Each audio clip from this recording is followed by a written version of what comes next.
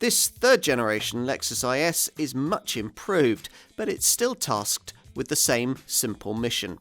It needs to be a car that you'd enjoy owning more than a Mercedes C-Class, an Audi A4 or a BMW 3 Series, the three leading choices in the compact executive saloon segment. The objective then is straightforward, but achieving it is anything but, as other brands who've simply tried to copy the winning Teutonic formula have found to their cost. Lexus used to be one of these, but with this Mark III Model IS they've been a bit cleverer, primarily through the offering of petrol-electric hybrid power rather than the kind of 2-litre diesel engine business buyers will be used to. It's a refreshing approach for people in search of something just that little bit different.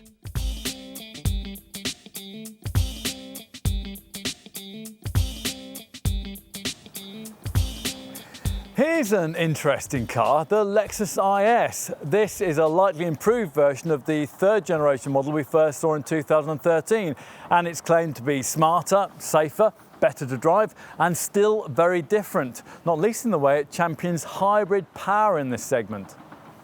The uniqueness of this car remains its most important selling point. After all, for many potential buyers, its main appeal lies not in what it is, but in what it isn't, namely a BMW, an Audi or a Mercedes, these being the three Teutonic heavyweight brands which dominate the compact executive saloon sector that this Japanese contender competes in. As a result, our company car parks are overflowing with 3 Series, A4 and C-Class models, with the cars in question nearly all powered by clattery diesel engines and mainly driven via the kind of over-firm, sporty setups that the magazines insist buyers should have. If, though, you're fed up with these predictable choices and you want something that reinterprets what a car of this kind should be, then this, we'd suggest, is one of the places you should start your search. With the first generation version of this model launched back in 1998, Lexus messed around with different body shapes. With the Mark II design of 2005, the brand dabbled with diesel power. When this third generation arrived in mid-2013, though, you sensed that at last Lexus was more comfortable in itself, content to concentrate on its strengths, no longer feeling the need to copy what others were doing. Sure enough, almost everything about this IS is different from the norm in its chosen segment. The styling, the single saloon body style, the absence of manual transmission, and perhaps most notably, the fact that no, you can't have a diesel. Here instead, you get a unique 4-door look and an overwhelming emphasis on petrol-electric hybrid power with its sensible running costs and its limo-like silent startup. But of course, a lot has changed since this model's original introduction back in 2013. The three German class leaders have all been forced to up their games by the arrival of Jaguar's desirable XE, whilst those wanting something distinctly different in this segment are also now being targeted by cars like the Alfa Romeo Giulia and the Infiniti Q50. Hence the need for this revised, re-engineered third generation IS model.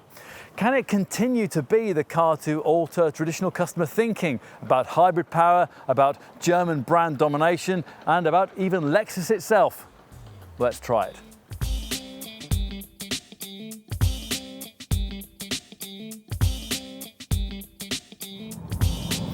Get comfortable behind the wheel in this IS, and if you like your driving, well, first impressions are good. If you agree with BMW, Jaguar and Alfa Romeo that compact executive saloons are meant to feel sporty, you'll bond immediately with the driving position of this one with its low set placement and its grippy 3-spoke wheel.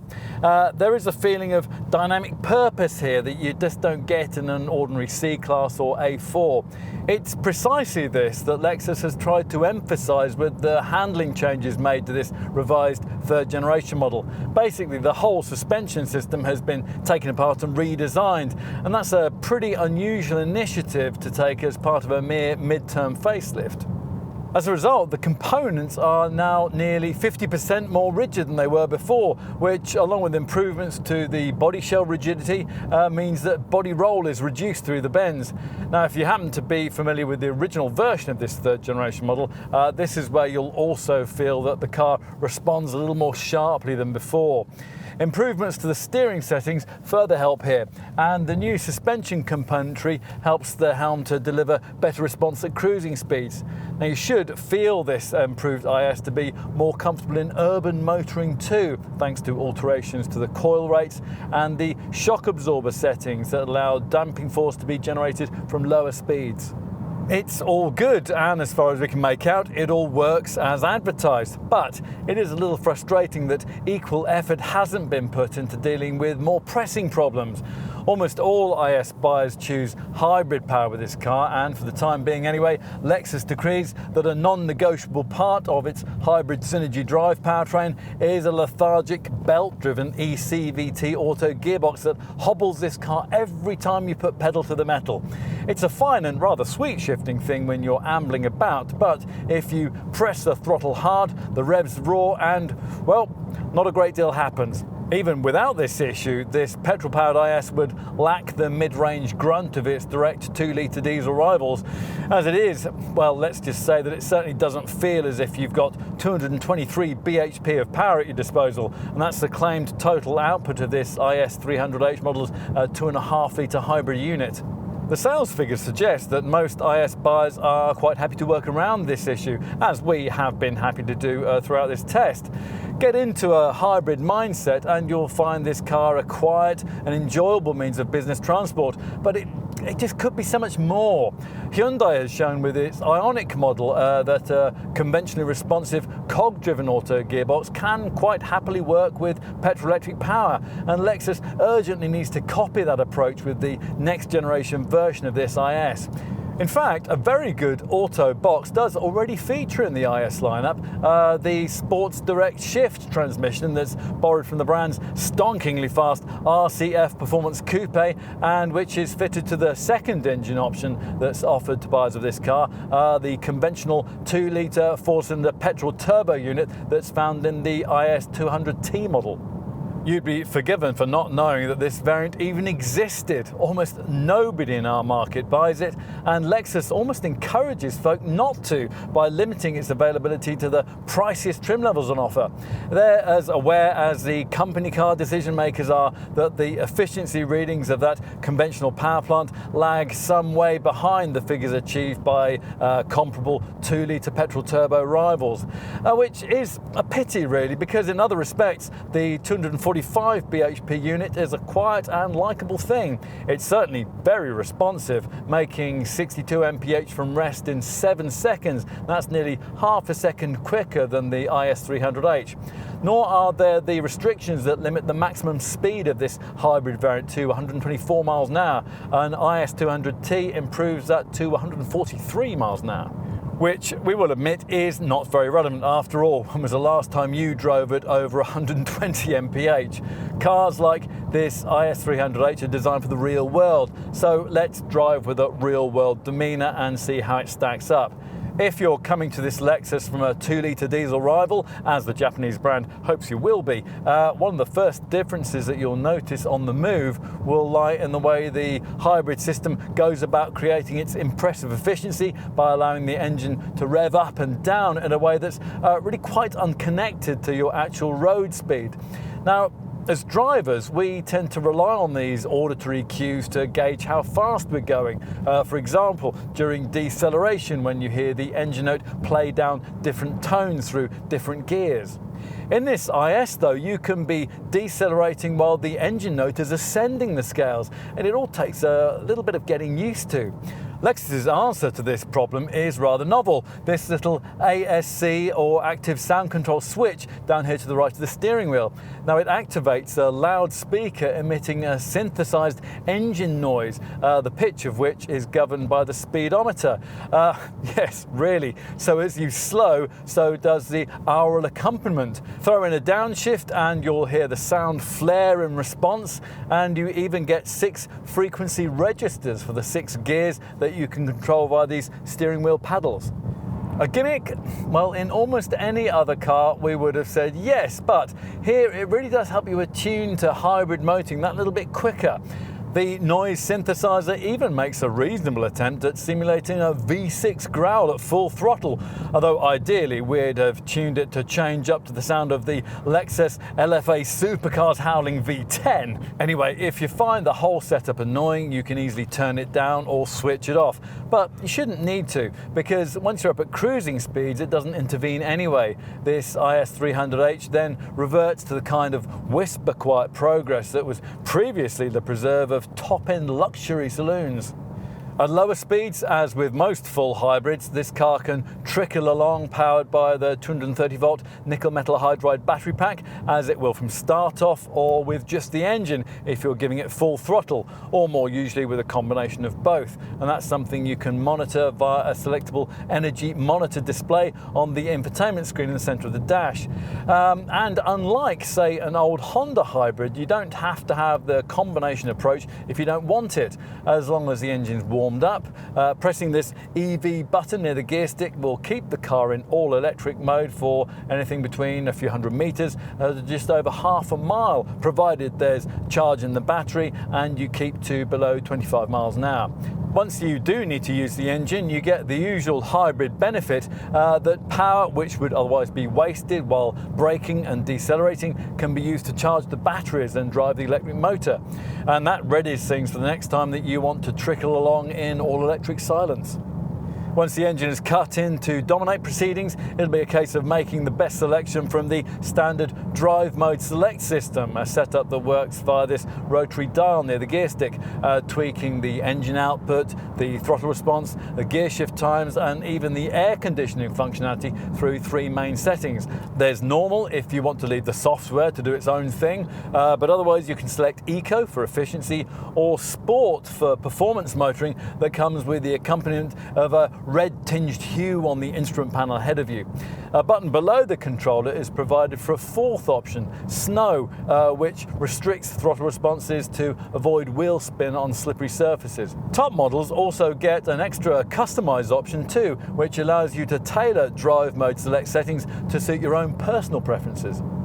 Those likely to want to be selecting the system sport option on a regular basis are the folk being targeted by a firmer sprung and more dynamically inclined ISF sport variant, which also comes with the option of an AVS, adaptive variable suspension system, that gives you extra Sport S and Sport S Plus options on the drive mode select controller. Thanks to sensors that automatically adjust the suspension performance at all four wheels in response to your driving style and road surface conditions, AVS enables you to adjust the car precisely to suit the mood you're in and the road you're on. If you do go for an ISF Sport variant, we suggest you'd really have to have this option, because otherwise you'll be stuck with an over-firm passive setup that'll have you feeling every tarmac tear you come across.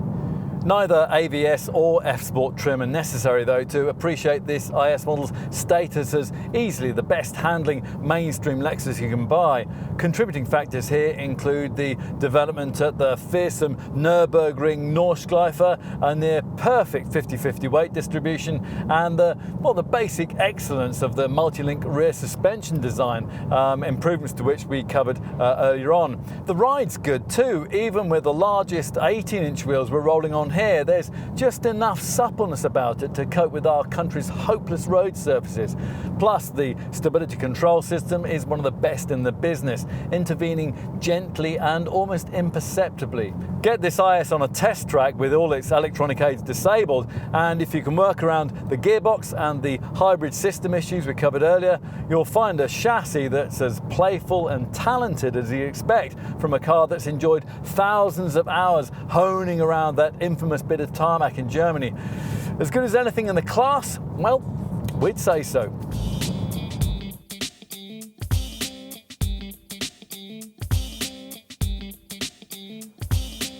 Lexus switched decisively from bland to bold with this Mark III Model IS, and this revised version adopts an even more assertive persona. It's difficult to believe that when work first started on this third generation design back in 2008, the original plan was for it to be a badge-engineered Toyota Avensis.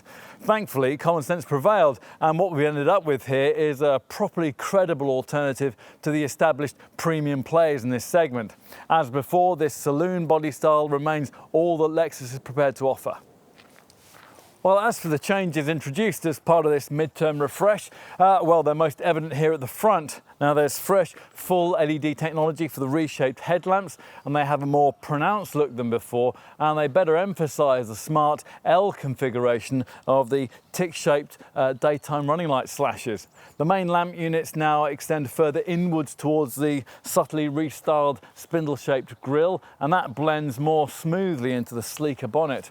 An even bigger change, though, has been made to the shape of these lower corner air intakes. They now deliver a more powerful road presence. Move to the side, and if you are familiar with the original version of this third generation design, you'll find things much as before. The shape remains expressive with its muscular front wings and flared wheel arches that now house restyled 16, 17, or as in this case, 18-inch rims. The strong horizontal belt line is supposed to create an impression of larger rear tyres and a lower centre of gravity. For us, though, a more defining feature lies with this curving crease line that flows from the tail light cluster through the rear wheel arch and down into the lower sill. Now at the rear, the tail light clusters have been restyled, and they now feature full LED technology. Their trailing edges even incorporate these aero-stabilising fins. Lovely. As ever with the Lexus, the finishing's beautifully done with these razor-sharp shut lines. Now let's move inside. Now with most rivals in this segment, you have to spend quite a lot to get a really luxurious feeling cabin, but in an IS there's a premium feel to the interior right across the range. The update changes made here are as subtle as the outside ones, with perhaps the most significant alteration being a slight reduction in the width of the console that's provided for the audio and ventilation controls. Now that allows these driver and passenger knee pad panels to now run right up into the centre stack, where twin vents are provided, and they're separated by this lovely analog clock. Above that sits the obligatory infotainment screen. This is the 7-inch monitor that's provided with the Lexus Media Display fitted to most IS models. This isn't the touchscreen setup you'll find in most rivals, but it works quite effectively via this rotary dial near the gear stick that lets you click through audio, telephone, navigation and car-related segments. Plus there's a section that adds further climate control features. Go for one of the really plush variants, and either as standard or as an option, a larger 10.3-inch screens provided as part of the Lexus Premium Navigation System. With this, though, you have to have what Lexus calls a remote touch interface controller, essentially an 8-way movable mouse that works a screen cursor and requires quite a subtle touch. Overall, we prefer the functionality of this lesser setup. The driving position is certainly difficult to fault. It places you perfectly in front of a lovely leather-stitched multifunction steering wheel. Through it you view an instrument binnacle with 2 clearly presented dials and a TFT multi-information monitor with information, audio and safety system readouts. The whole setup changes depending on the setting you've chosen in the Drive Mode Select Vehicle Dynamic System that operates by this second rotary controller by the gear stick. So in normal or eco modes, the monitor between the dial gets either grey or blue colouring, and the left-hand gauge is a hybrid indicator.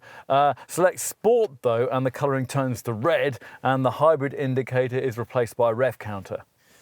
These are detail touches, but then detail touches are what IS owners really appreciate. For example, the touch-sensitive electrostatic switches that you use to adjust the air conditioning temperature, the lovely stitched instrument binnacle top. Oh, and the way the electric windows slow as they gradually close with a lovely softened thud. The piano black strips on the glove box lid and the door panels also look smart, and on this particular sport trim model the cabin is brightened by this smart red leather seat trimming that extends into the doors. Not so good is cabin storage. The glove box is quite small, as are the door pockets, and there's no overhead compartment for your sunglasses. More useful though is this lidded storage box that's provided between the front seats, incorporating twin USB ports and an aux-in point. To the left of it lie twin cup holders, plus, provided you haven't gone for the premium navigation system, behind the infotainment system controller you get this shallow little tray that's just the right size for most smartphones. Time to move rearwards. Now, the lengthened wheelbase of this Mark III IS model offers much more rear space than the old pre-2013 second generation design could provide, but it is still fairly compact back here, although that's also the case with most obvious rivals. And there's really only space for two back here, and that's something guaranteed by this extremely prominent transmission tunnel. All models get this centre armrest, which incorporates these twin pop-out cup holders. Finally, let's take a look in the boot. Now, the 480 litre capacity of the minority interest IS200T variant matches the prevailing class standard, but the fact that batteries have to be housed beneath the floor of this hybrid IS300H model robs the trunk area of 30 litres of space. There's no further room beneath the floor either, but you do get a tie-down strap on the right-hand side and 4 chromed tie-down points to keep things in place. Need more space? Well, as we mentioned earlier, there's no estate body style option, but if you've avoided entry-level trim, there is the option of being able to push forward the rear seat backs. Now, a little annoyingly, you can't do that via levers in the boot area. You have to go around to the rear passenger compartment and click on seat shoulder buttons. The revealed space, though, should be sufficient for those times when you want to avoid the home delivery charge after a trip to IKEA.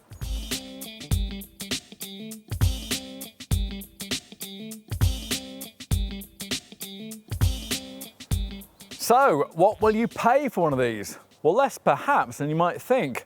Almost all customers will want an IS fitted out with hybrid power, and there's only one variant on offer, this IS300H model that we've been trying here, which features a combined output of 223 bhp. Now, it doesn't feature plug-in technology, but that helps keep the price affordable. This package is priced from around £30,000 if you choose this car in its most basic SE guise.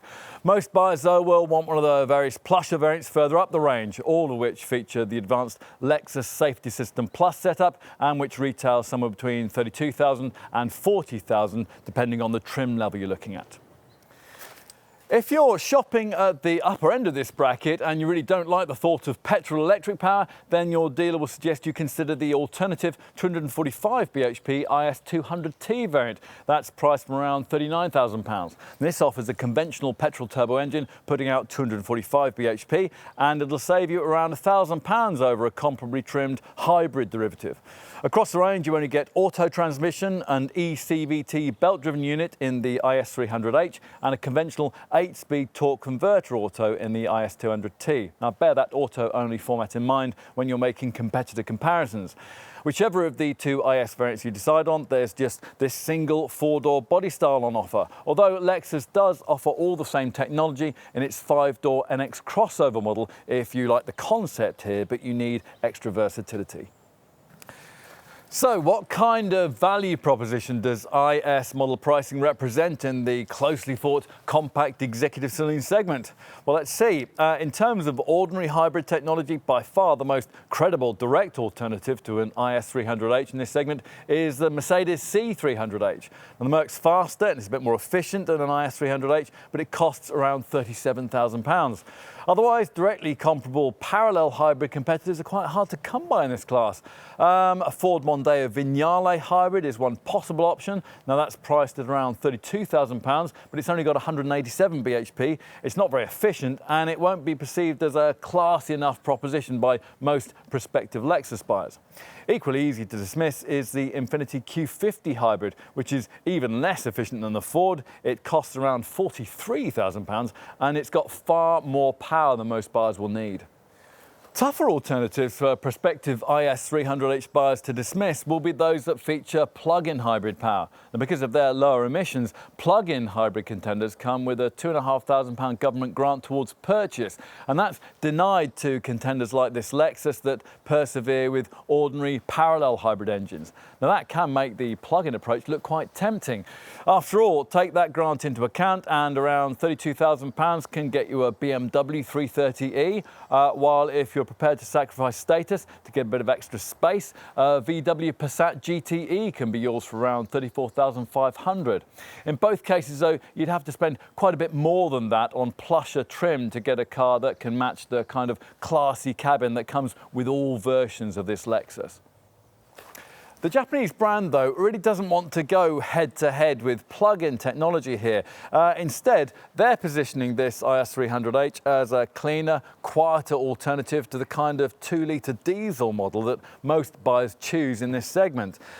Similarly performing 2-litre, 150 bhp diesel models like the BMW 318D and the Audi A4 2-litre TDI Ultra cost around £31,000 and around £32,000 respectively in their comparable automatic guises.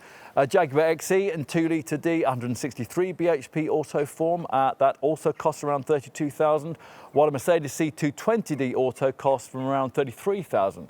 If you're even considering this IS though, it's probably because you want something a bit different in this class, in which case you might also want to look at a couple of 2.2-litre diesel auto models priced from around £31,000, the Alfa Romeo Giulia and the Infiniti Q50. Less credible but much cheaper similarly sized 2-litre diesel alternatives that are priced at around £26,000 include the Volvo S60 D4 and the VW Passat 2-litre TDI.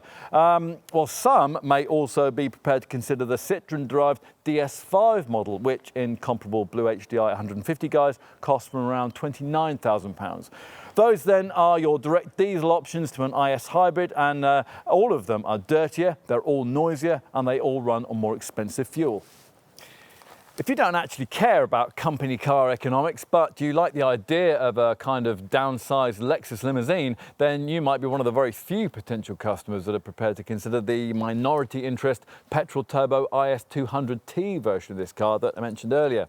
In all kinds of ways, though, it's a really tough variant to recommend, and Lexus has hobbled it still further by restricting this engine to the two top F-Sport and Premier trim levels, which means the need for a near £40,000 asking price.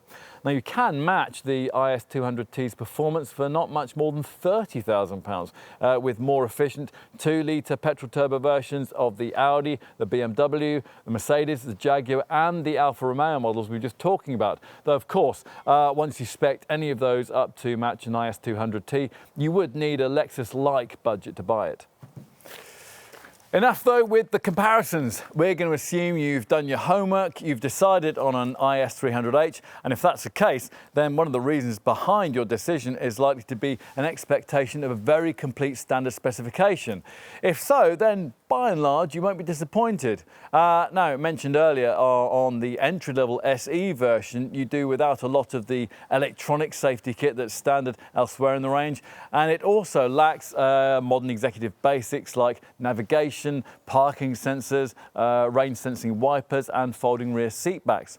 You do, though, get quite a lot else at this level, so LED technology for the headlamps, for the daytime running lights and the rear lamp clusters, for example, and there's also 16-inch alloy wheels, power folding heated mirrors, cruise control, an alarm and a drive mode select vehicle dynamic system that lets you tune the car's responses to the way that you want to drive. You also get the Lexus Media Display Infotainment System with its 7-inch centre dash colour monitor, via which you can access a 6-speaker DAB stereo system and Bluetooth phone compatibility. Plus there are the usual aux-in sockets and USB ports.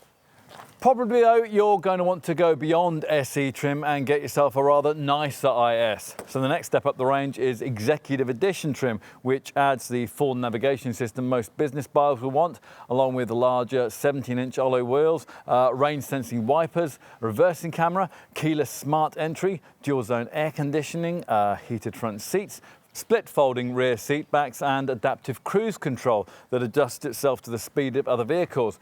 Now you can get this same package with more dynamic looks if you go for the mid-range sport variant that we're trying here, which features meaner looking black exterior trim, and that's the colour that's also extended onto larger 18-inch wheels. Or for not much more, you might want to take a more comfort orientated approach by opting for an advanced variant that features full leather upholstery that at the front gives you power adjustable ventilated seats. If there's more in your budget though, then nothing but the plushest end of the IS lineup will do. And that's the part of the range that you have to head to if you want the most sophisticated infotainment options. So there are 3 top-end IS models on offer. The first of these, the luxury variant, adds in those missing all-round parking sensors, along with niceties like warm metal inlays. Finally, there are the 2 trim levels that you have to get the option of that 200T petrol turbo engine I was talking about earlier, namely sporty F-Sport spec or the ultimate opulence of the flagship Premier model. Most will stick with hybrid power though and enjoy the really premium feel that you get at this end of the lineup. F-Sport buyers get a unique look and feel thanks to 10-spoke 18-inch wheels, bespoke bumpers, an F-Sport mesh grille and instrument gauges that are styled to replicate those used in the Lexus LFA supercar. On a Premier model, well, you get the more sophisticated Lexus premium navigation setup with a larger 10.3-inch screen and a remote touch interface control. Plus, there's a thumping 15-speaker Mark Levinson surround sound audio system, and that has a built-in DVD player, along with niceties like electrically adjustable steering column and laser-cut dark wood trim inlays.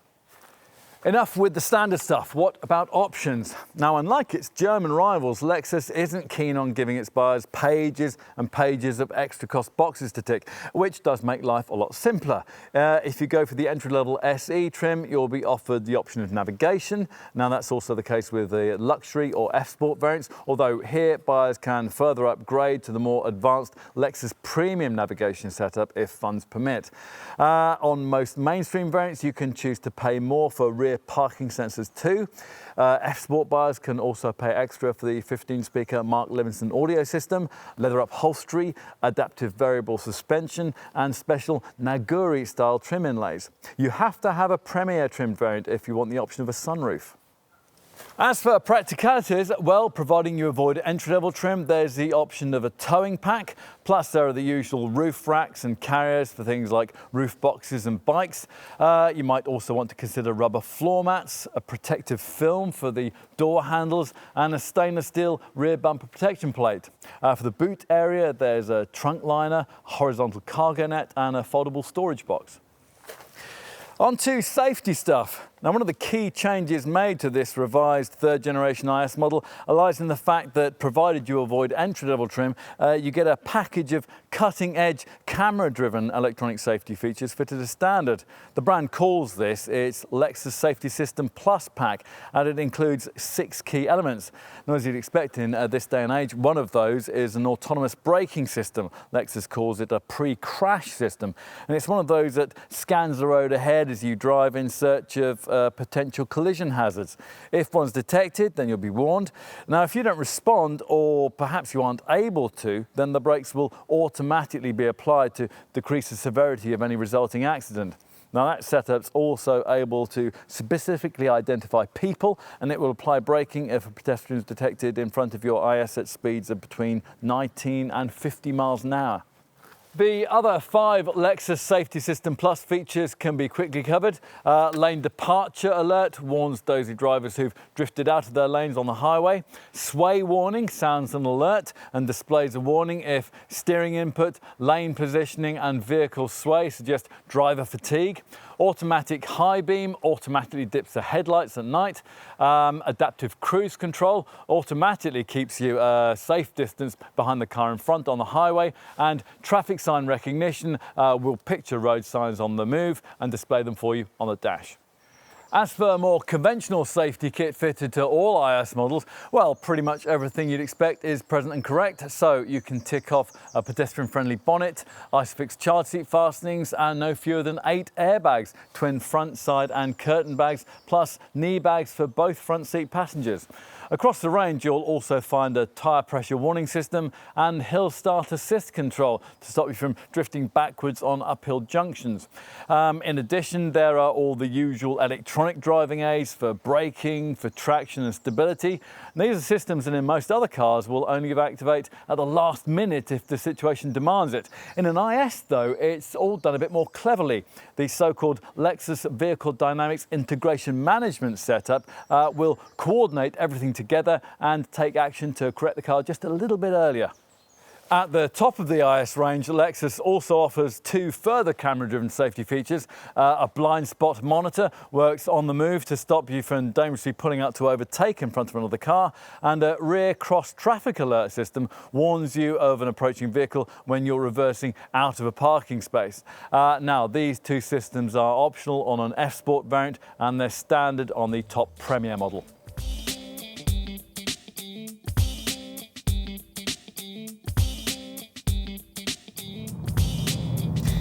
Two engines are on offer to IS buyers. Both deliver similar outputs, but one costs nearly twice as much to run as the other.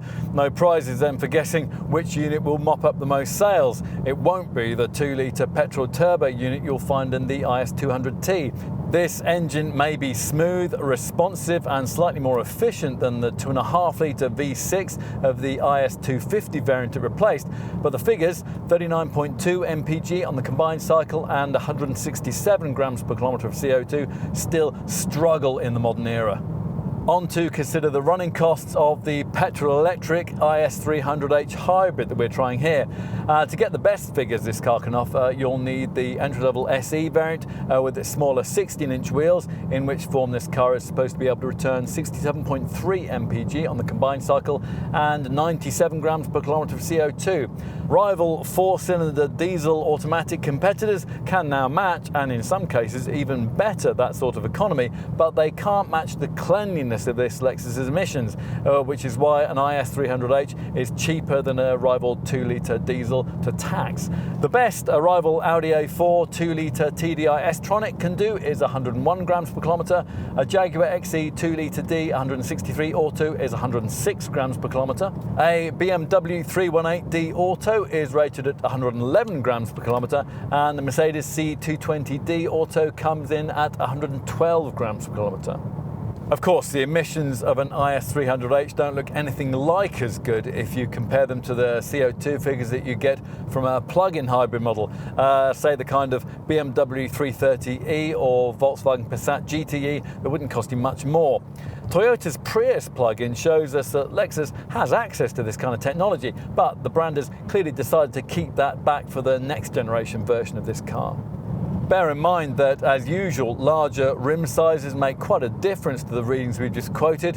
With 17-inch wheels fitted to your IS 300h, you're looking at 65.7 mpg and 101 grams per kilometre, and that means a BIK, benefit in kind rating, that falls from 18 to 19%. Go for the 18-inch rims fitted to our test car, and the figures fall to 61.4 mpg and 107 grams per kilometre, which means a BIK rating of 20%. Now remember that a petrol-electric hybrid model like this one starts out with a 2% BIK advantage over equivalent diesel models.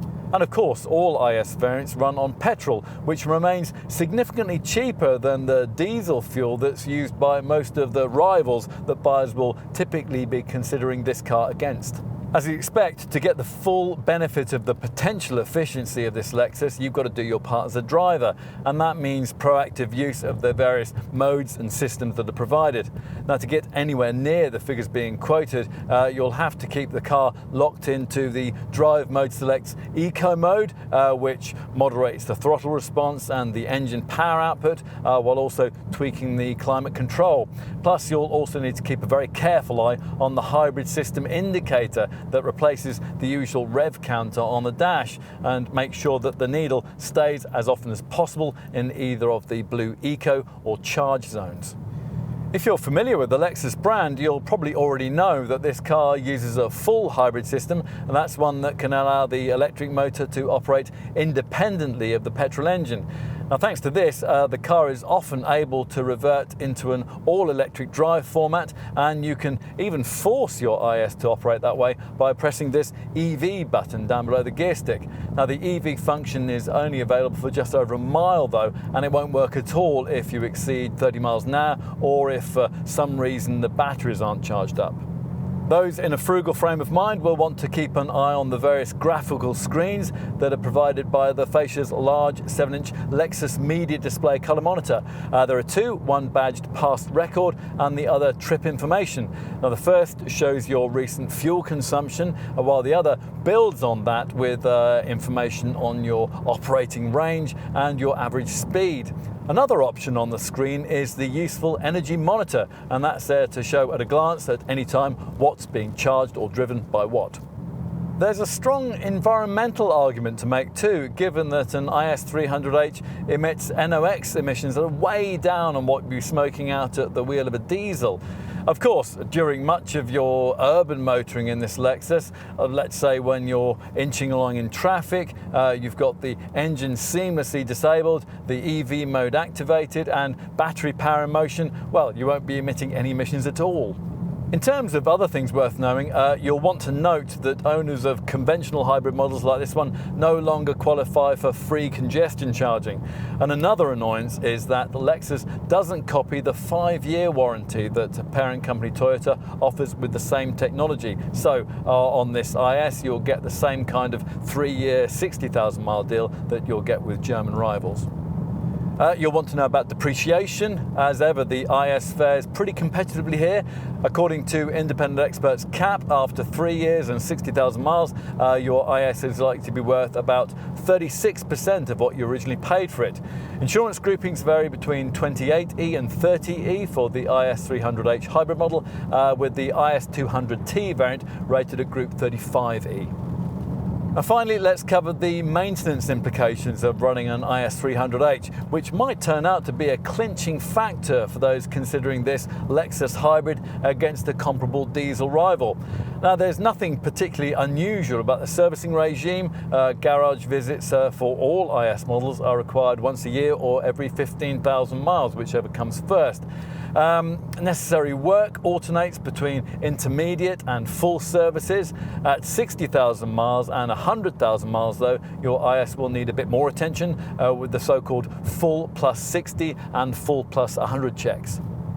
What's more noteworthy though is the fact that these garage visits should cost you significantly less than would be the case with a diesel rival, thanks to the low maintenance requirements that are built into the hybrid Synergy drive system. As part of this, there's no starter motor or alternator to go wrong, no drive belts to break, maintenance-free timing chain, there's no particulate filter to get clogged up with diesel fumes, and of course, thanks to the CVT auto gearbox, there's no clutch either. The hybrid setup has a good record for minimising tyre wear, and its battery will last the life of the car. Plus, the regenerative braking setup helps extend the life of the brake pads.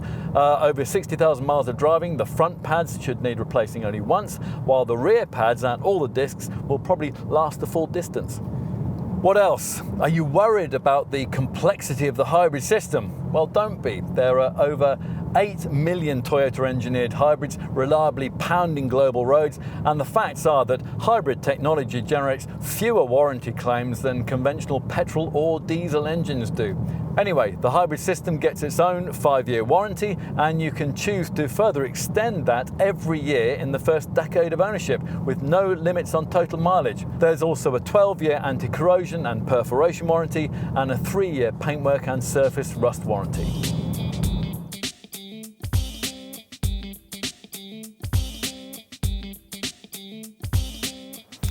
Already, this IS has been a quietly successful model line for Lexus, clocking up over 1 million sales, with 6,000 new owners taking delivery every month. It could be, though, that its most significant years are yet to come.